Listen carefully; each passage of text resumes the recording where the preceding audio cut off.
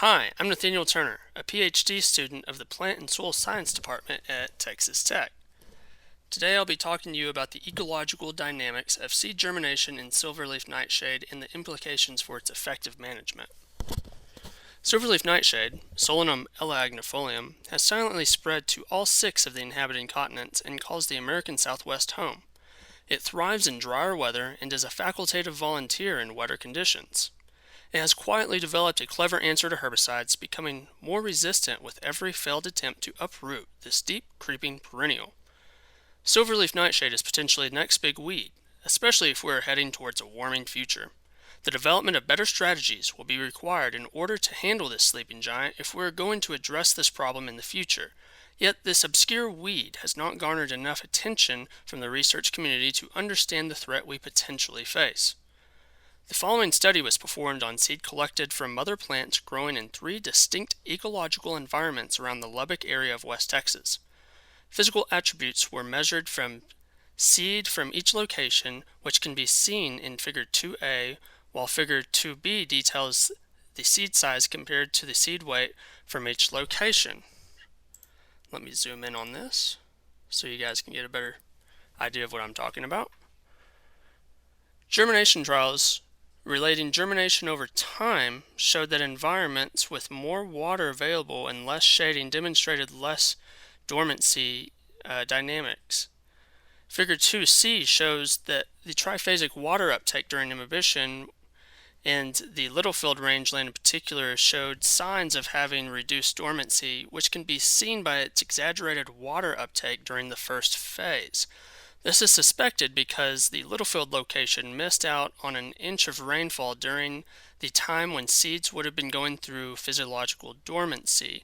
And this was also during a year where we had a really bad year of drought, where the overall rainfall in inches was only around 4 inches for the Lubbock area. Okay.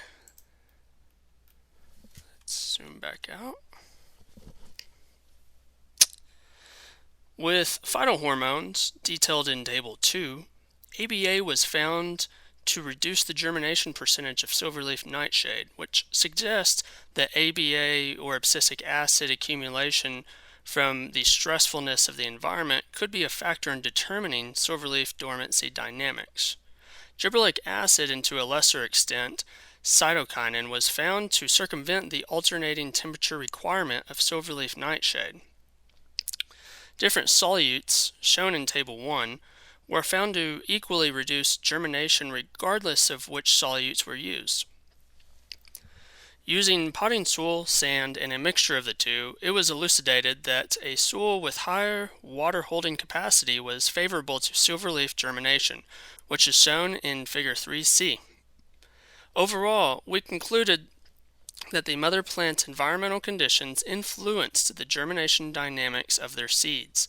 This was observed from environments having more water and less shade showing reduced dormancy, which was actually the environmental circumstance that was found in the urban location, which was located in an alleyway under the shade of a tree, and it was getting extra water from somebody watering their backyard and it trickling out to the alleyway.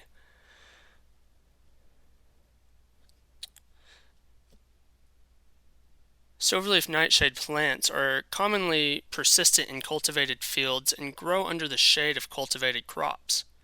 This leads them to possibly gaining an enhancement in their ability to propagate by seed in these situations, which furthermore increases the genetic diversity that is gained for this plant in every generation. It is recommended that the control of this weed be focused on the removal of seedlings early in the season, while controlling existing populations will prove to be futile without employing uneconomical intensive work to facilitate its removal. Thank you for listening to my poster presentation today.